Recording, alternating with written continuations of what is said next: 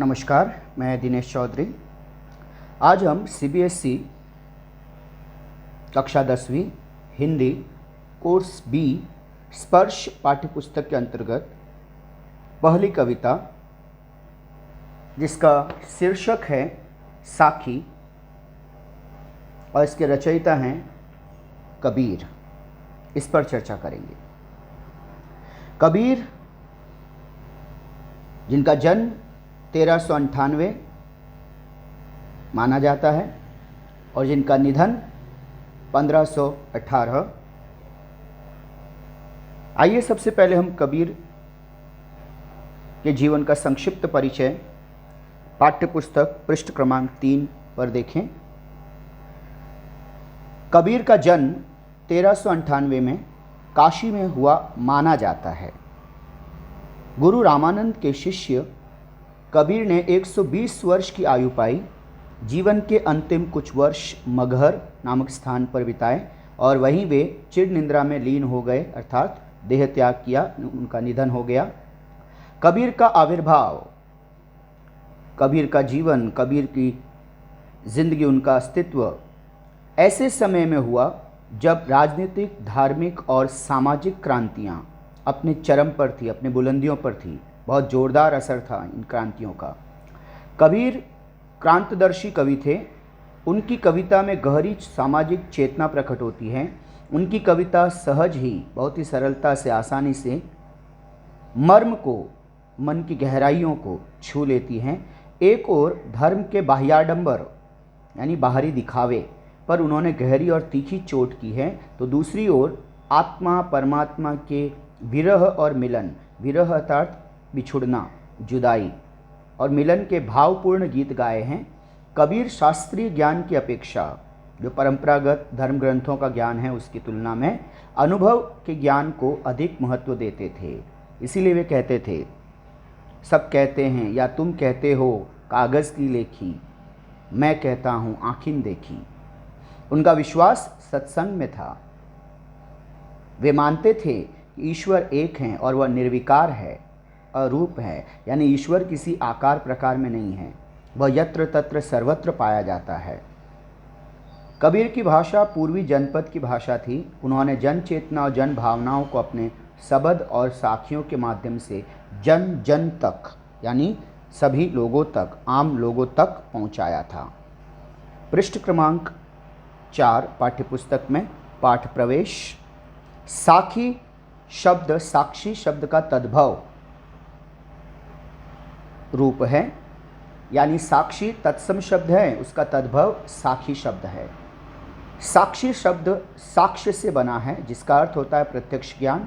यह प्रत्यक्ष ज्ञान गुरु शिष्य को प्रदान करता है। संत संप्रदाय में अनुभव ज्ञान की ही महत्ता है, उसी का महत्व है, शास्त्रीय ज्ञान की नहीं। कबीर का अनुभव क्षेत्र विस्तृत था, बहुत बड़ा था। कबीर जगह जगह भ्रमण, यात्रा करना, घूमना, वे घूमकर प्रत्यक्ष ज्ञान प्राप्त कर लेते थे। अतः उनके द्वारा रचित साखियों में अवधी भाषा, आजकल हम उत्तर प्रदेश में जहाँ लखनऊ, फैज़ाबाद, अयोध्या, उस क्षेत्र को, वहाँ की जो हिंदी लोकल डायलेक्ट हैं उसे अवध प्रांत की भाषा अवधी कहते हैं। राजस्थानी, भोजपुरी, पंजाबी भाषाओं के शब्दों का प्रभाव स्पष्ट दिखाई पड़ता है। इसी कारण उनकी भाषा को पंचमेल खिचड़ी कहा जाता है। कबीर की भाषा को सद्दू कड़ी भी कहा जाता है। साखी वस्तुतः दोहा छंद ही हैं, छंद अर्थात कविता, जिसका लक्षण है 13 और 11 के विश्राम से 24 मात्रा। प्रस्तुत पाठ की साखियाँ प्रमाण हैं कि सत्य की साक्षी देता हुआ ही गुरु शिष्य को जीवन के तत्व ज्ञान की शिक्षा देता है। यह शिक्षा जितनी प्रभावपूर्ण होती है उतनी ही याद रह जाने योग्य भी। पृष्ठ क्रमांक 5 पर हम पाठ्यपुस्तक में दिए हुए इन साखी के अंतर्गत कुल 8 दोहे यहाँ पर प्रस्तुत हैं। पहले हम इनका अध्ययन करें, इनको पढ़ लेते हैं। इसके बाद इन दोहों के क्रमानुसार शब्दार्थ और भावार्थ, और फिर उसके बाद प्रश्नोत्तर पर चर्चा करेंगे। पहला दोहा। ऐसी बाणी बोलिए मन का आपा खोई, अपना तन शीतल करें औरन को सुख होई।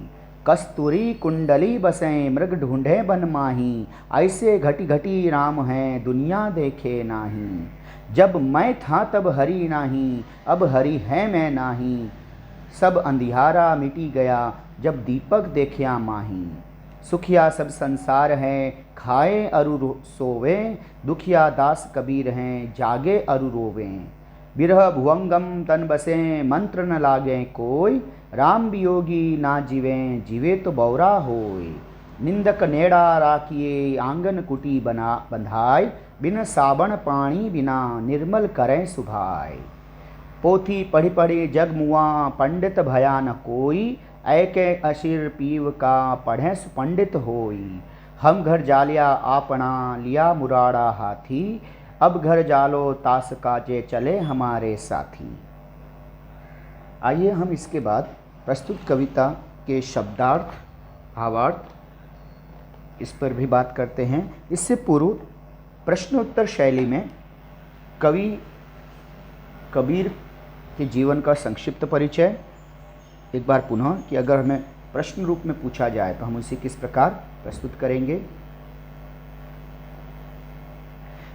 कवि परिचय। संत कबीर का जीवन परिचय देते हुए उनकी काव्यगत विशेषताओं पर प्रकाश डालिए।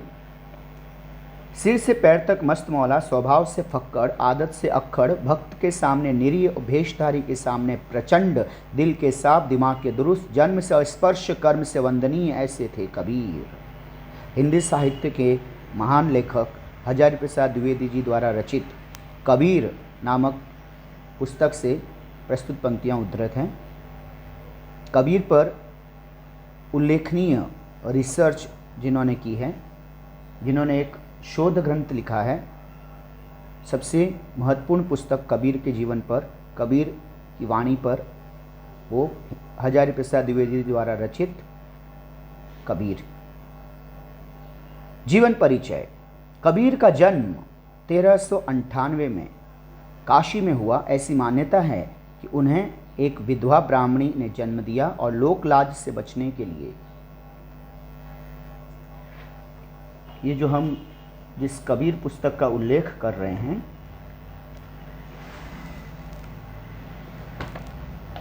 हजारी प्रसाद द्विवेदी जी द्वारा रचित वो ये पुस्तक है कबीर, जिसके रचयिता हैं हजारी प्रसाद द्विवेदी जी। ये एक आलोचनात्मक पुस्तक है जिसमें कबीर के व्यक्तित्व, साहित्य और दार्शनिक विचारों की आलोचना की गई है, और इस तरह से एक सबसे महत्वपूर्ण पुस्तक को कोट करते हुए अपने उत्तर का प्रारंभ किया गया है।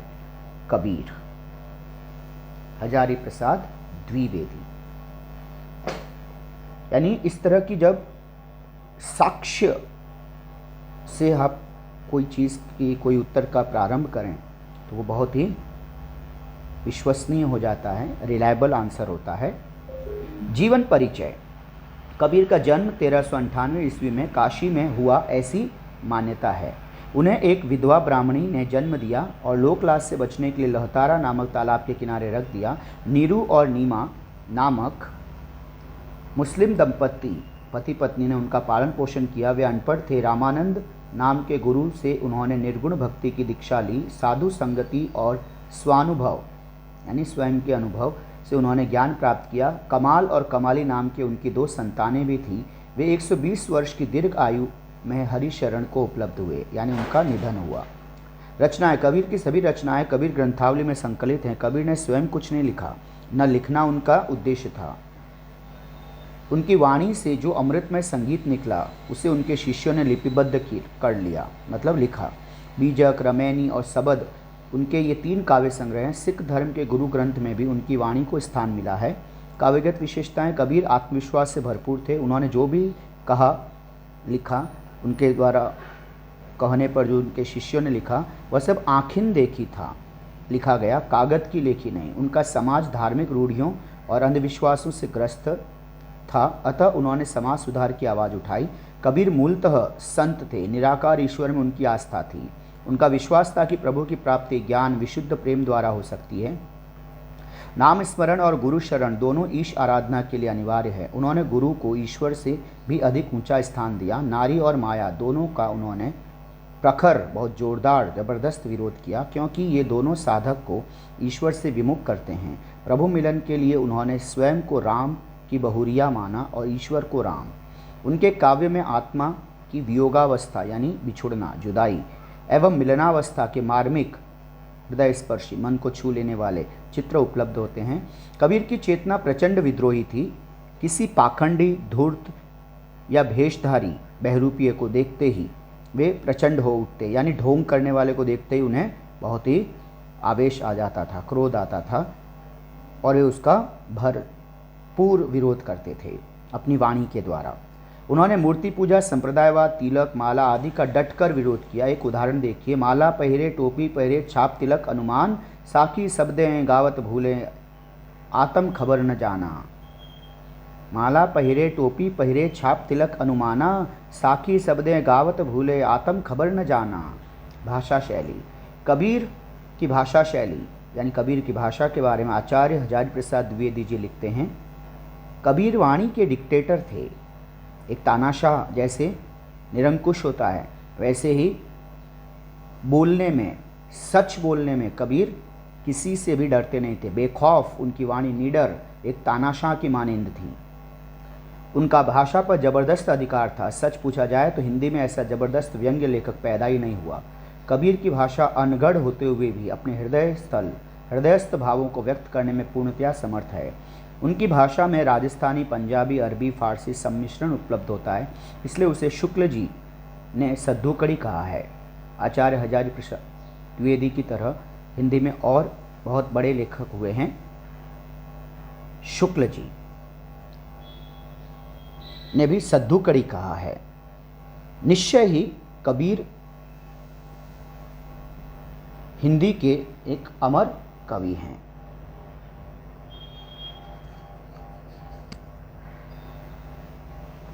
इसके बाद हम एक प्रश्न देखते हैं कि कबीर द्वारा रचित साखियों का प्रतिपाद्य संदेश अपने शब्दों में, तो जो हमें प्रस्तुत 8 दोहे हैं उनका एक परिचय देख लेते हैं। पठित साखियों में कबीर निम्नलिखित भाव प्रकट करते हैं। ऐसी वाणी बोलो जिससे बोलने और सुनने वाले दोनों को शांति मिले। राम प्रत्येक प्राणी के मन में वास करते हैं, फिर भी लोग उन्हें देख नहीं पाते। अहंकार, परमात्मा इकट्ठे नहीं रह सकते। जब मन में परमात्मा का बोध, ज्ञान जागा हो तो अहंकार मिट जाता है। परमात्मा के प्रति जागृत मनुष्य उसके विरह, बिछुड़ने में, जुदाई में तड़पता है, जबकि संसारी लोग मौज करते हैं। विरह रूपी सांप के डसने पर विरहणी आत्मा तड़पती रह जाती है, उसे परमात्मा के बिना शांति नहीं मिलती। निंदक, बुराई करने वाले, निंदक, आलोचक, निंदक अपने निंदा वचनों से, अपनी कटु वचनों से, अपनी कड़वी बातों, बुराइयों से साधक, तपस्वी के चरित्र को पवित्र बना देता है, इसलिए निंदक को पास रखना चाहिए। सांसारिक ज्ञान से ईश्वर नहीं मिलते, प्रेम के 2.5 अक्षर से ही उसकी प्राप्ति होती है। कबीर ने प्रभु प्राप्ति के लिए अपनी सांसारिक वासनाओं में आग लगा ली है। अब वे अन्य साधकों को प्रेरणा दे रहे हैं। अब पहला दोहा, ऐसी बाणी बोलिए मन का आपा खोई, अपना तन शीतल करें औरन को सुख होई। ऐसी मतलब इस तरह की, इस प्रकार की।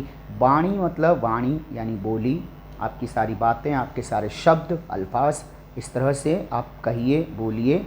मन का आपा खोए, मन का सारा अहंकार नष्ट हो जाए। जो कुछ भी घमंड है, अहंकार है, अभिमान है, वो सब नष्ट हो जाए। यानी वाणी में अहंकार भाव ना हो, बोलने में अहंकार ना हो, तो क्या हो फिर? अपनापन हो, आत्मीयता हो, करुणा हो, सहजता हो, सरलता हो। अपना तन शीतल करें, नतीजा क्या होगा? अच्छी वाणी, सहज वाणी बोलने पर, अहंकार के बिना आत्मीयता से बात करने पर, जो बोल रहा है उसका अपना तन, अपना शरीर, अपनी देह, अपनी काया शीतल करें, शांत रहती हैं, स्थिर रहती हैं, रक्त तापमान नहीं बढ़ता है, उग्रता, कठोरता, क्रूरता, इन सब बुरे विचारों से मुक्ति मिलती है, शांत चित्त मन रहता है। और नतीजा जितना सुकून बोलने वाले को मिला, ऐसी राहत भरी वाणी सुनकर, ऐसे अपनेपन भरी मीठी वाणी सुनकर इसका प्रभाव सुनने वाले पर भी होता है। औरन को सुख होए, जहाँ जहाँ तक जिन लोगों तक ये आत्मीयतापूर्ण वाणी पहुँचती है वे सभी इस वाणी से लाभान्वित होते हैं, उन सभी को इससे सुख मिलता है। यानी शीतल वाणी, अपनेपन भरी वाणी, तोल मोल कर बोली गई वाणी बोलने वाले और सुनने वालों दोनों को लाभान्वित करती हैं, दोनों को प्रभावित करती हैं। शब्दार्थ वाणी वचन, वाणी बोली, आपा अहंकार, तन शरीर, शीतल ठंडा, औरन को औरों को। आशय क्या है? कबीर कहते हैं कि हे लोगों, हे सज्जनों, तुम मन का अहंकार तज कर, मन के घमंड को भुलाकर, तज कर, त्याग कर, मुंह से ऐसे मीठे वचन कहो कि तुम्हारा अपना शरीर शीतल हो जाए, अर्थात प्रसन्न हो, साथ ही सुनने वालों को भी सुख मिले। दोहा क्रमांक 2। कस्तूरी कुंडली बसे मृग ढूंढे बन माही, ऐसे घटघटी राम हैं दुनिया देखे नाही। कस्तूरी एक सुगंधित, कस्तूरी अर्थात एक सुगंधित पदार्थ जो मृग की नाभि में पाया जाता है। बसे यानी पाया जाता है, मृग यानी हिरण, ढूंढे खोजता है, बन माही जंगल के अंदर। ऐसे घटी घटी अर्थात घर घट घट में, कण कण में, हर एक शरीर में, यत्र तत्र सर्वत्र राम हैं, ईश्वर हैं, दुनिया देखे नाही, दुनिया देखती ही नहीं है। कस्तूरी एक सुगंधित पदार्थ जो मृग की नाभि में पाया जाता है। कुंडली यानी नाभि, बसे यानी निवास करता है या रहती है, मृग यानी हिरण, वन जंगल, माही में या मध्य, घटी घटी घट घट में, कण कण में। अब कबीर कहते हैं कि हिरण जो है उसकी नाभि में, कुंडली उसकी नाभि में कस्तूरी की महक आती रहती है। जन्म से लेके वह उस सुगंध को खोजने में लग जाता है, जीवन भर दौड़ते रहता है। जहाँ वो जाता है उसे ये सुगंध बेचैन कर देती है, उसकी तलाश में जिंदगी भर वह दौड़ता रहता है, मारा मारा फिरता है। लेकिन उसे अपनी मौत तक इस बात की जानकारी नहीं हो पाती कि वह जिसकी तलाश में जीवन भर दौड़ता रहा है, वह महक उसे हर जगह महसूस हो रही थी, क्योंकि वह उसके अपनी नाभि से आ रही थी, अपने शरीर से ही आ रही थी। इसी वजह से वो जहाँ जाता था उसे महक, ये सुगंध महसूस होती थी। मौत तक हिरण की तलाश पूरी नहीं हो पाती, मरते दम तक हिरण नहीं जान पाता कि वह कस्तूरी की महक उसे कहाँ से अनुभव हो रही है, वो उसके स्रोत का पता नहीं लगा पाता। कुछ इसी तरह से बुद्धिमान बेवकूफ़ मनुष्य भी होते हैं, हम समाज में रहने वाले लोग होते हैं। कबीर कहते हैं कि ईश्वर हमारे ही भीतर हैं, ईश्वर इस संसार की हर एक चीज़ में हैं, यत्र तत्र सर्वत्र हैं, कण कण में है, सजीव में, निर्जीव में। हम सोच बदल कर देखें, हमारी अगर एक दृष्टि बदल जाए, सोच बदल जाए, तो हमारा दृष्टिकोण भी बदल सकता है। हर चीज़ में ईश्वर के होने का एहसास है, लेकिन हम उसे न जाने कहाँ कहाँ ढूंढते रहते हैं। दुनिया देखे ना है, दुनिया तलाश ही नहीं करना चाहती, ऐसे ईश्वर को ढूंढना ही और समझना ही नहीं चाहती। व्याख्या, कबीर कहते हैं जिस प्रकार कस्तूरी नामक सुगंधित पदार्थ मृग की अपनी नाभि में ही होता है, परंतु वह उसे वन वन खोजता फिरता है, उसी प्रकार राम कण कण में निवास करते हैं। राम अर्थात ईश्वर, और हर हृदय में वह निवास करते हैं, परंतु लोग उन्हें, ईश्वर को देख नहीं पाते।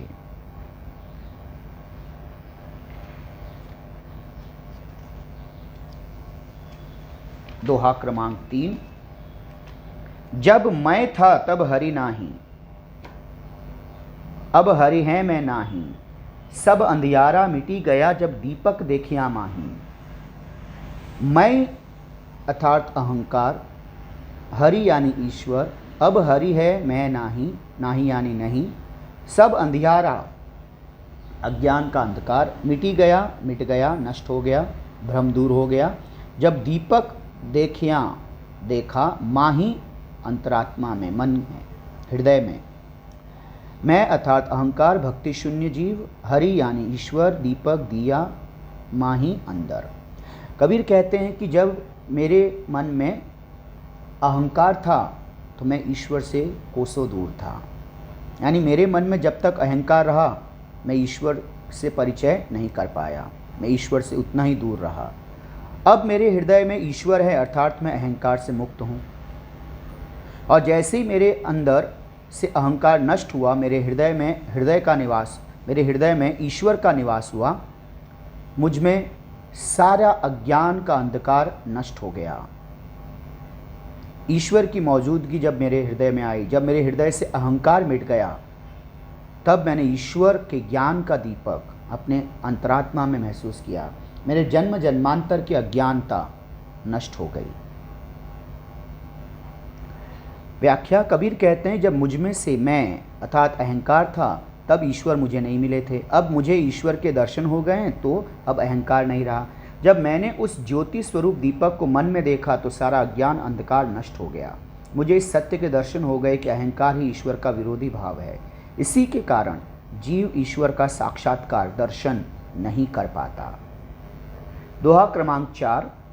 सुखिया सब संसार हैं, खाए अरु सोवे, दुखिया दास कबीर हैं, जागे अरु रोवे। सुखिया सुखी, खाए यानी खाए, अरु यानी और, दुखिया यानी दुखी, दास यानी ईश्वर का भक्त। सुखिया सब संसार हैं। कबीर कहते हैं कि इस संसार में सभी सुखी हैं। खाए खाते हैं, पीते हैं, सारा सुख सुविधाओं का जीवन जीते हैं। अरु सोवे और सो जाते हैं, अर्थात अज्ञान में रहते हैं, इस संसार की मोह माया में लगे रहते हैं। दुखिया दास कबीर हैं। कबीर कहते हैं कि मैं ईश्वर का सेवक ऐसे लोगों की अज्ञानता देखकर बहुत दुखी हूँ, विचलित हूँ, व्यथित हूँ, क्योंकि मैं जाग रहा हूँ, मैं सच्चे ज्ञान की अनुभूति कर चुका हूँ। मुझे पता चल गया कि संसार नश्वर है, महत्वहीन है, बेकार है। मुझे जीवन की सच्चाई पता चल गई, मैं उस सच्चाई से रूबरू हो गया हूँ और इसीलिए संसार की अज्ञानता पर मुझे रोना आता है। मैं बेबस हूँ कि मैं इन्हें इस ज्ञान का एहसास नहीं करा पा रहा हूँ। संसार की निस्सारता से संसार को परिचित नहीं करवा पा रहा हूँ। लोग इसी महत्वहीन संसार इच्छाओं के चक्रव्यूह में उलझते जा रहे हैं, इच्छाओं के दलदल में धंसते जा रहे हैं और जब तक उन्हें यह एहसास हो पाएगा तब तक जीवन का अंत उनके समीप होगा। संभवतः इस जीवन में उन्हें यह एहसास भी न हो कि वे किस भ्रम में जीवन जी रहे थे। तो ऐसी अज्ञानता पर कबीर व्यथित हैं, दुखी हो रहे हैं। सुखिया सुखी, खाए खाए अरु और, दुखिया दुखी, दास ईश्वर का भक्त।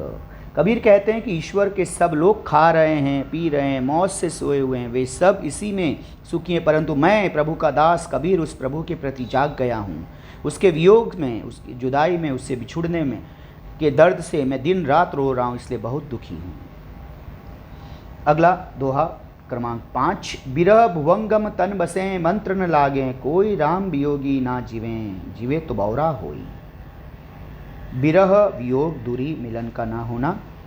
भुवंगम भुजंग यानी सांप, तन यानी शरीर, देह काया, बसें रहता है, मंत्र उपाय युक्ति तरीका, वियोगी विरह वेदना सहने वाला विरही, प्रेम में तड़पने वाला, जीवें जीता है, जीवित रहता है, बौरा पागल हो जाना, चेतना शून्य हो जाना। बिरह भुवंगम तन बसें।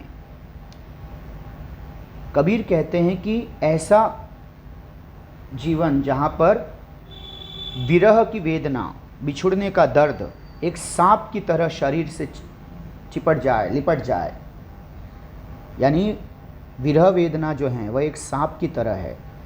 जैसे सांप पूरे शरीर को जकड़ ले तो जीवित रह पाना दुश्वार हो जाता है, उसी तरह से विरह वेदना, ईश्वर की जुदाई का दर्द। मंत्र न लागे कोई, और अब उससे बचने का कोई भी उपाय कारगर नहीं है, कोई भी उपाय सफल नहीं हो पा रहा है। राम वियोगी ना जीवें, इसी तरह से कहते हैं कि ईश्वर से बिछड़ा हुआ, ईश्वर से बिछुड़ने के दर्द का ज्ञान जिसे हो गया, ईश्वर भक्ति जिसमें जाग गई, ऐसा जीव ईश्वर से दूर नहीं रह पाता। वह हर पल हजारों मौत मरता है। ईश्वर से मिलने के लिए वह व्यथित रहता है, दुखी रहता है। ऐसा व्यक्ति यकीनन हर पल ईश्वर मिलन के लिए तड़पता है, और एक पल भी ऐसा जीवन दुश्वार हो जाता है, लेकिन अगर फिर भी वो जीता है तो यकीनन संसार उसे दीवाना, पागल कहते हैं, बौराया हुआ कहते हैं, क्योंकि वह अपनी धुन में, अपनी ईश्वर भक्ति में मस्त हो जाता है। संसार के नियमों की अवहेलना, उन नियमों का उल्लंघन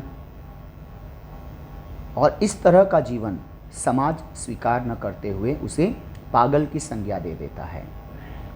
कबीर कहते हैं कि जिसके शरीर में विरह रूपी, जुदाई रूपी सांप घर कर जाता है, उसके बचने का, उसकी बेचैनी का कोई उपाय नहीं रहता। राम के वियोग, ईश्वर से बिछुड़ना, ईश्वर से जुदाई में घुलने वाला, उस पीड़ा को सहने वाला, उस चिंता में चिंतित रहने वाला प्राणी जीवित नहीं रहता। यदि वह जीता भी है, जीवित भी रहता है, तो पागल होकर ही जीता है। आशय यह है कि राम के प्रेम में, ईश्वर की भक्ति में पागल प्राणी संसार की मोह माया को बिल्कुल त्याग देता है। यदि वह इस संसार में जीता भी है तो वैराग्य, सन्यासी होकर, वैराग्य के कारण संसार से निर्मोही होकर, संसार की कोई भी इच्छा कामना से उसका लगाव नहीं होता, मोह नहीं होता, और लोगों को वह पागल सा प्रतीत होता है।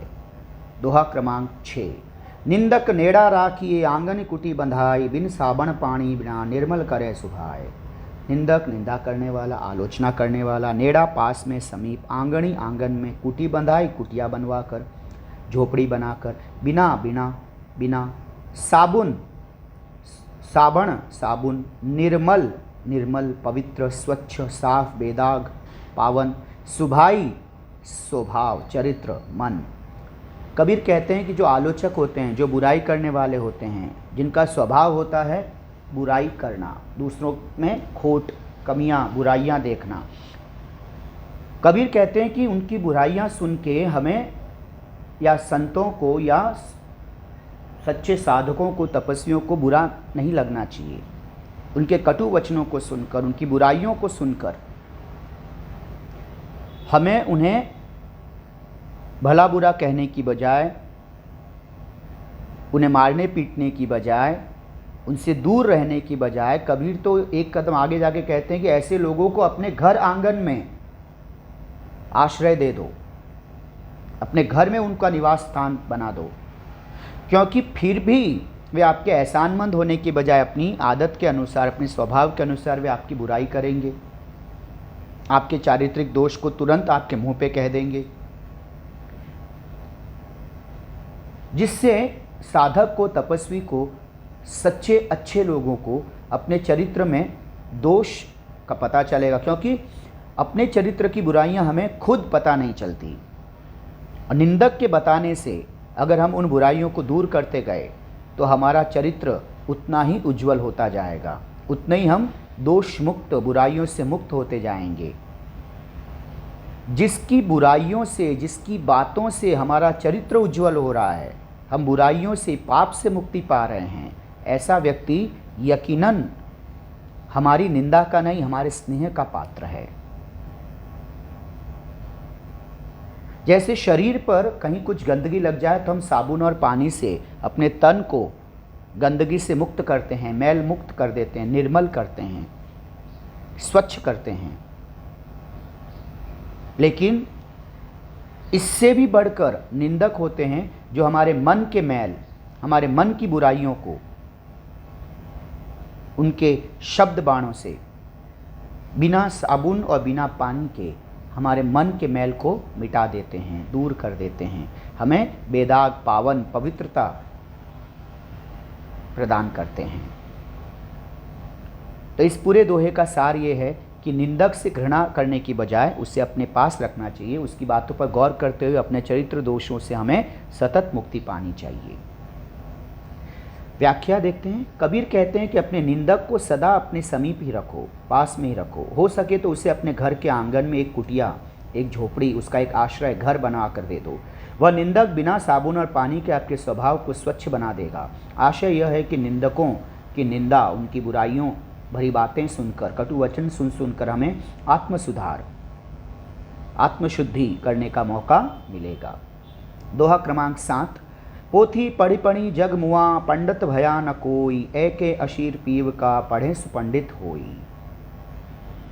पोथी धार्मिक पुस्तक, जग संसार के लोग, मुआ मर गया, पंडित ज्ञानी जानकार, भया हुआ बना हुआ, ऐके एक ही, अशीर अक्षर शब्द, पीव प्रियतम ईश्वर, सु यानी वह। तो कबीर कहते हैं कि पोथी पढ़ पढ़, जितने भी धर्म ग्रंथ हैं उनको स्मरण कर, उनका नियमित पाठ कर, बल्कि कुछ लोग तो इससे भी एक कदम आगे जाके धर्म ग्रंथों को अक्षरशः रट लेते हैं, कंठस्थ कर लेते हैं और वो संभवतः उसी में अपना जीवन बिता देते हैं। पढ़ पढ़ के उन्होंने अपना जीवन बिता दिया। लेकिन कबीर कहते हैं कि पूरे धर्म ग्रंथों को स्मरण रखने की बजाय ये ज़्यादा अच्छा होता कि उसको समझते, उसके तत्व को समझते, उसकी अच्छी बातों को अपने जीवन में अनुसरण करते, उसे अपनाते। सिर्फ रट लेना धर्म ग्रंथों का उद्देश्य नहीं था, ये उनकी सीख नहीं थी। कहीं लिखा हुआ नहीं था कि धर्म ग्रंथों को कंठस्थ कीजिए, स्मरण में रखिए। उनका अनुसरण, उसे अपने जीवन में अपनाइए। उन बातों को, उन अच्छाइयों को अपने जीवन में, अपने समाज में, अपने आसपास, उसे अपनी सोच, अपने चरित्र में लाइए। लेकिन लकीर के फकीर अंधानुकरण करते हुए समझने के बजाय उसको याद रखने पर, उसे कंठस्थ रखने पर जोर दिया गया। नतीजा ये हुआ कि धर्म ग्रंथों की अच्छाइयाँ समाज के निचले स्तर तक नहीं पहुँच पाई और न ही जिन्होंने इसका वाचन पाठन किया उन्होंने इसे समझा परखा। कबीर इससे भी एक कदम और आगे जाके कहते हैं कि ऐसे धर्म ग्रंथों को रटने और पढ़ने की अपेक्षा, इतना ज्ञान पढ़ने की अपेक्षा, अगर सिर्फ बड़े बड़े धर्म ग्रंथों की तुलना में उन हजारों करोड़ों शब्दों को स्मरण करने और पढ़ने की अपेक्षा अगर सिर्फ 2.5 अक्षर, 2 और 1 आधा, 2.5 अक्षर पढ़ लेते, उसको समझ लेते, उसके महत्व को अपने जीवन में उतार लेते, और वो अक्षर है प्रेम।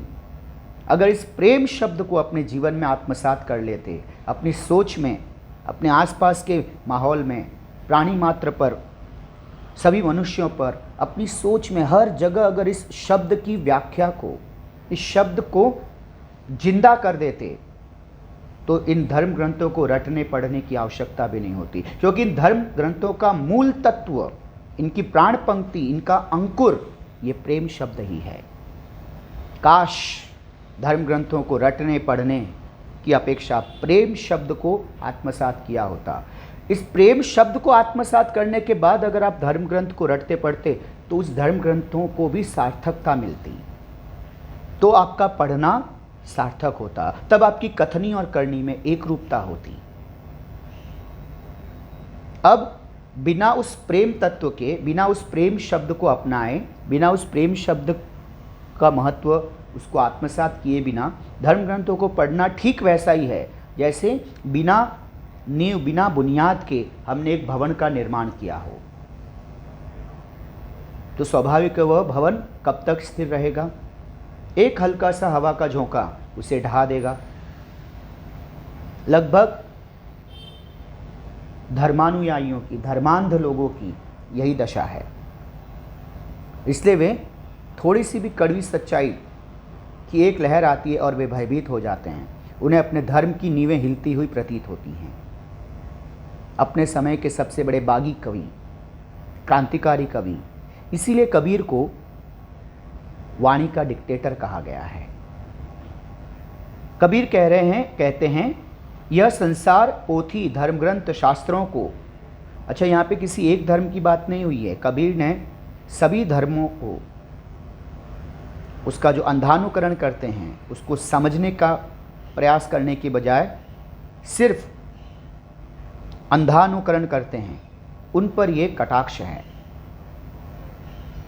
तो पोथी पढ़ पढ़ कर थक गया, किंतु कोई भी ज्ञानी न बन सका, परंतु जो मनुष्य एक प्रियतम अर्थात ब्रह्म ईश्वर का एक भी अक्षर प्रेम इस तत्व को ही पढ़ लेता, समझ लेता, तो वह सच्चा ज्ञानी हो जाता। आइए बच्चों, अब इस कविता का अंतिम दोहा अर्थात 8वां दोहा हम देख लें। हम घर जालिया आपना लिया मुराड़ा हाथी, अब घर जालो ताश का जे चले हमारे साथी। हम यानी मैंने, जालिया मतलब जलाया, मुराड़ा यानी जलती हुई लकड़ी जिसे हम मशाल कह सकते हैं, जालो जलाऊं, ताश का उसका, जय यानी जो। कबीर कहते हैं कि मैंने अपनी इच्छाओं, अपनी कामनाओं, अपनी बुराइयों, अपने अहंकार रूपी घर को अपने सत्य, अपनी भक्ति, अपने ज्ञान की मशाल से जलाकर राख कर दिया है। मैंने अपनी बुराइयों से मुक्ति पा ली है, मैंने अपनी सांसारिक वासनाओं, बुराइयों, पापों से मुक्ति पा ली है, और मैं उस भक्ति, उस सच्चाई की मशाल को लेकर चल पड़ा हूँ ईश्वर को पाने भक्ति मार्ग पर।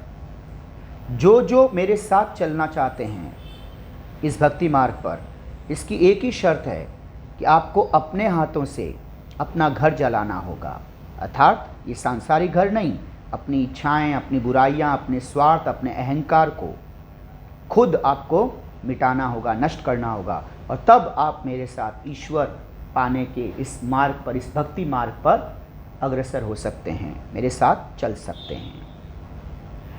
कबीर कहते हैं कि मैंने विरह और भक्ति, जुदाई और भक्ति से जलती हुई एक मशाल हाथ में लेकर अपने घर को जला लिया है।